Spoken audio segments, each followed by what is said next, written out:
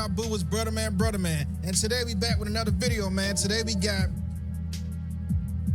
oh man. Let's just get to the point. Oh man, these NFL teams, they never cease to amaze me, man. Let's just get to the point. They never cease to amaze me. You gonna hire Mike McCarthy as your head coach of the Pittsburgh Steelers. Man. Let's just get to the point. Let's get to it. Mike McCarthy is the new head coach of the Pittsburgh Steelers. Unless he has an emotional, an emotional intro. Because he's from Pittsburgh. I could give a damn less. I think you a bum. Damn.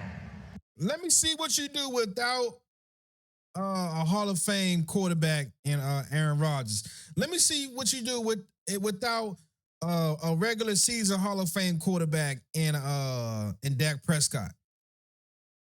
If the Hall of Fame was only about regular season, Dak might win that shit. Aaron Rodgers is already a Hall of Fame quarterback. Let me see what you do when you have to develop your own quarterback. I know y'all talking about bringing back Aaron Rodgers, but let me see what you do when you don't have, the top offense off the rip. How much coaching are you going to be able to do? How much are you going to be able to coach your guys up to perform week in and week out? That's my main question with this guy. My main question, we saw this guy on Hard Knocks. We saw him on Hard Knocks. A fucking facade. Bruh, Catfish. You catfish Jerry in Dallas. All the Dallas fans, you catfished them. When you had your introductory press conference as being the Dallas Cowboys head coach, you out your own mouth came out and said that you lied to them about something and you made it seem sweeter than what it really is. Bro, you're a con artist. You're not as good as what your record says you are. You like Tua Tagovailoa, a con artist. Straight up. You like Justin Fields, a con artist. Straight up. I don't know how I feel about McCarthy, man. Now, McCarthy has been able to put up regular season victories, but again, you've had top 10, top 12 quarterback play that entire time. So don't tell me that you about to come to the Steelers and do something different. Because you don't have the same players on offense that you once had before. You got a fucking tea kettle that's willing to blow at any second in DK Metcalf. That I don't think you could control DK Metcalf. And I'm not saying you gotta control any man. I don't think you can have a pulse of control on your team. I don't think you have that authority. And that's my only thing. I don't think you got that authority, bro. Matter of fact, before we do this, let's take a look at your previous press conference with the Dallas Cowboys, because that shit was hilarious.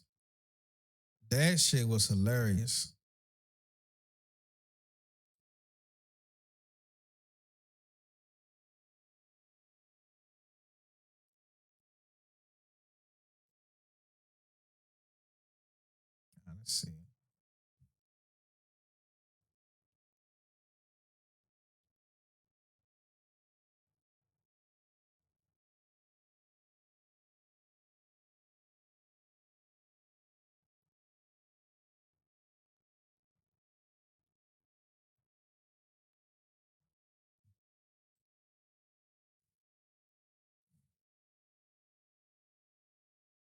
Where's Sam?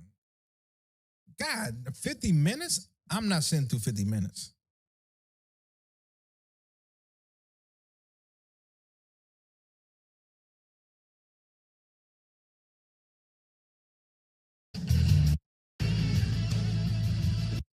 Team builder and winner.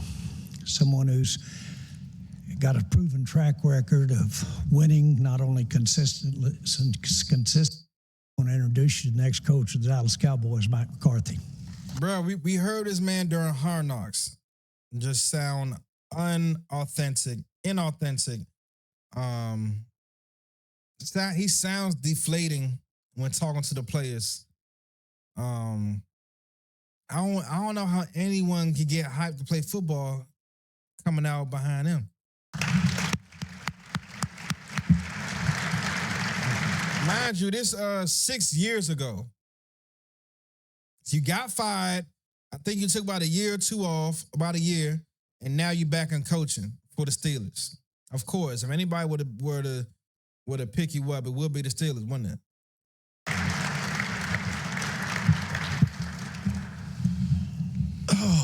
Well, first of all, thank you.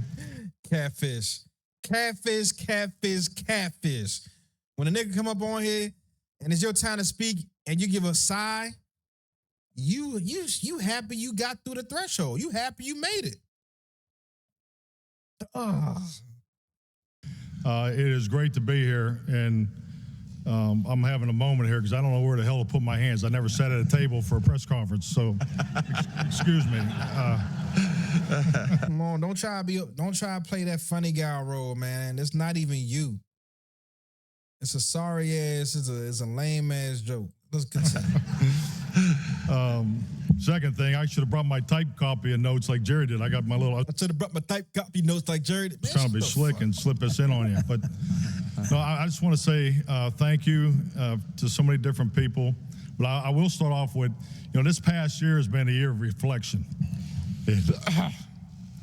My wife said I won't make it through 10 words. I think I got to about 6. But reflection of just what a blessed man I am.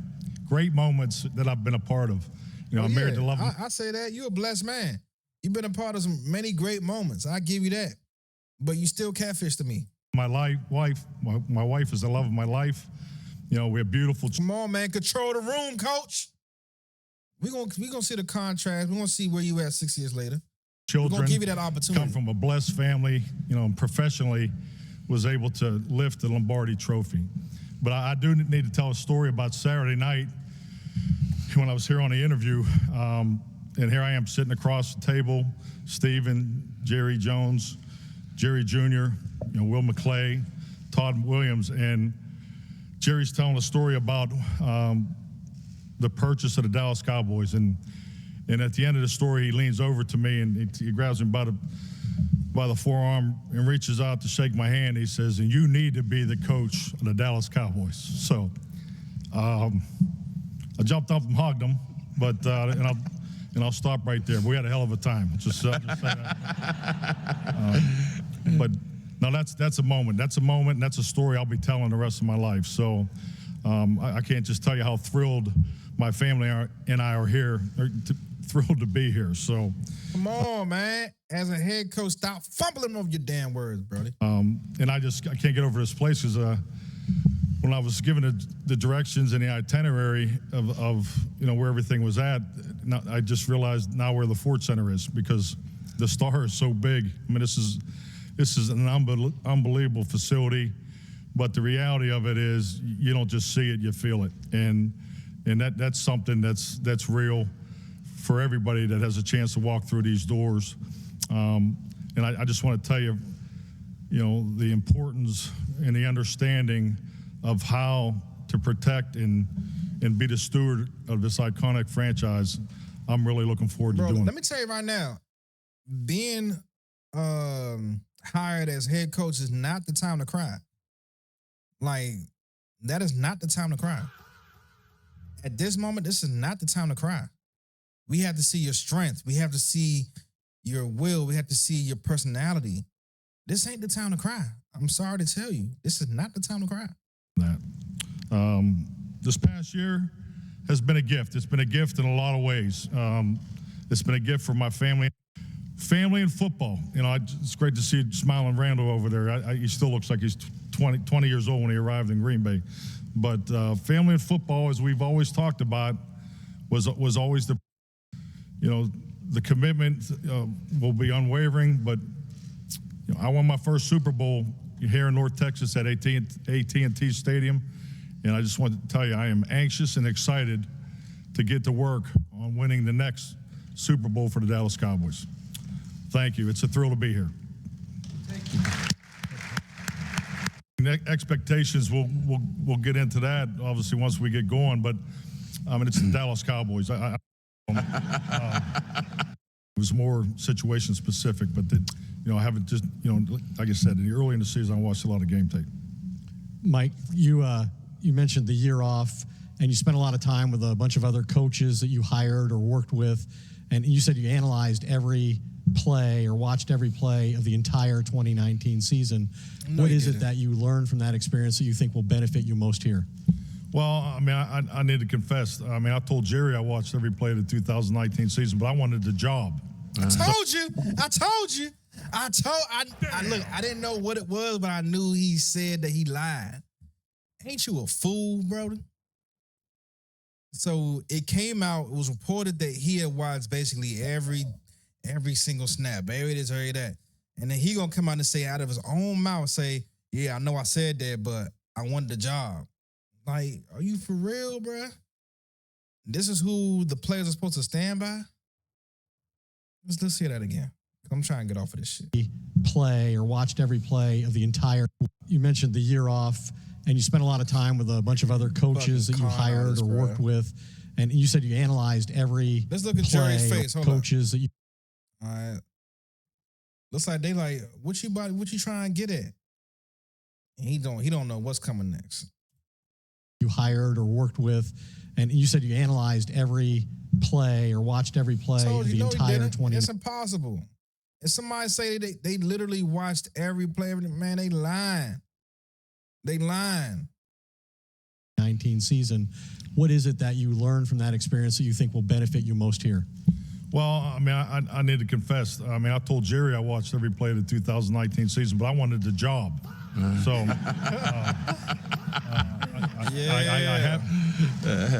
I haven't watched every play of the season, but it was just, I mean, you do what you got to do, right?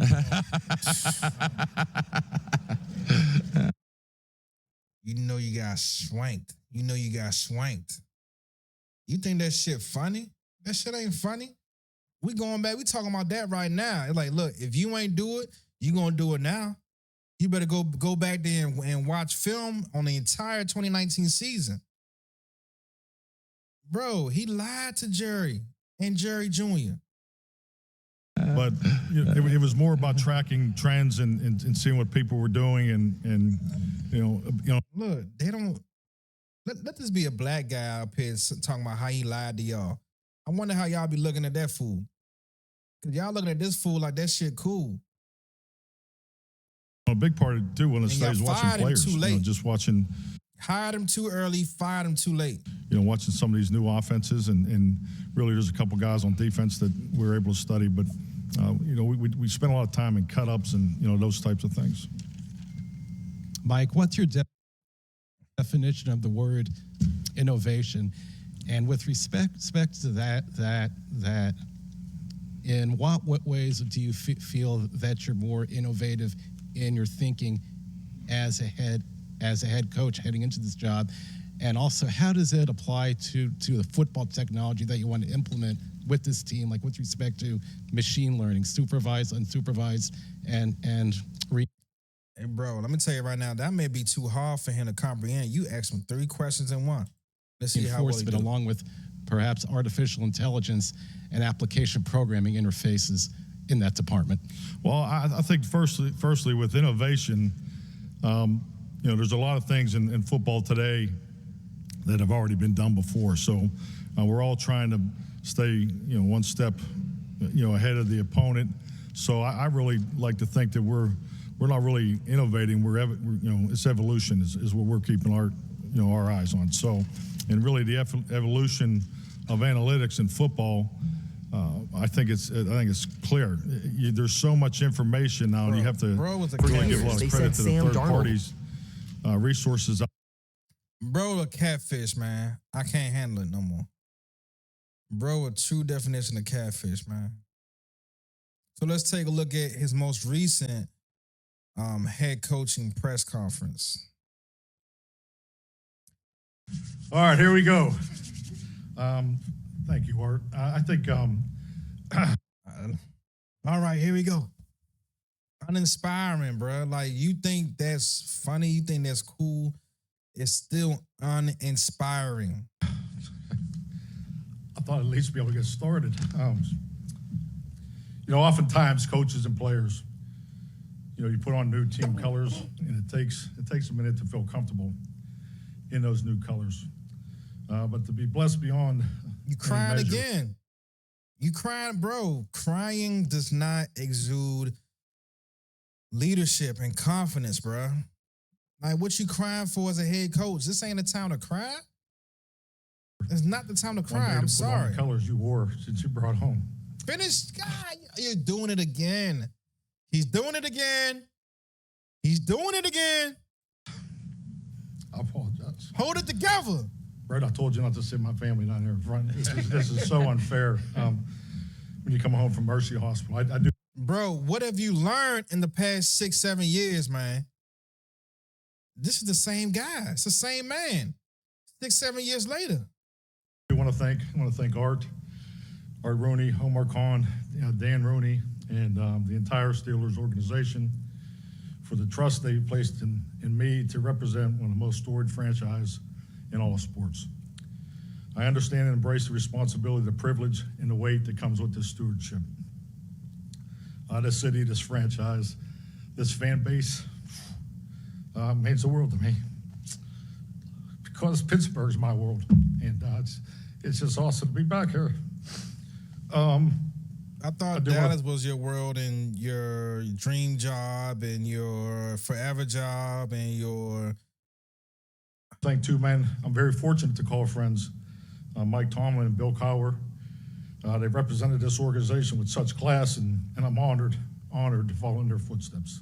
Bro is Catfish, man. Cupboard full for sure. My family, my loves, my wife. How do these guys see? These guys just keep getting these jobs back to back to back. Bruh, you telling me there ain't no young black coach available to hire? You telling me there's no black defensive coordinator, no black offensive coordinator that you can hire? It probably ain't no black offensive coordinator you can hire. That's crazy. The last one, they shitted on him, Bieniemy. Bro, it's a catfish. Jessica, I can't watch this kids no more. Alex and Danny, Jack, George, Gabby, and Izzy, my parents, Joe and Ellen McCarthy, my sisters, Kelly, Ellen, and Colleen, and the crew that's here. We can finally openly wear our Steelers swag, so let's get it. My heart is full. My focus is singular, and it's time to bring another championship back to this great city. And with that, I just want to make sure that when we do get that trophy, that the 7th trophy in the case, we'll start that victory parade at 1137 Greenfoot Avenue. So, with Bro is a catfish, man. Bro is an ultimate catfish, man. So that's all they got for us today. I ain't going searching for that video at all. I just can't do it. I can't sit through another Mike McCarthy head coaching press conference interview. It's just uninspiring, man. It's uninspiring. I don't believe that he's going to be able to go to Pittsburgh and do what Pittsburgh need him to do. You're going to be going up against big juggernaut teams like the Ravens, the Bengals, even the Browns. They on the way up. They tough to play. Like, you're going to have to. It sounds like I heard that Aaron don't mind coming back to play for you. You might not mind Aaron being there. Aaron might be the only option you got, my guy. Aaron Rodgers might be the only option you got, my guy. I can't see Kyler Murray coming to play for you because you can't control Kyler Murray. Bro's a catfish, man.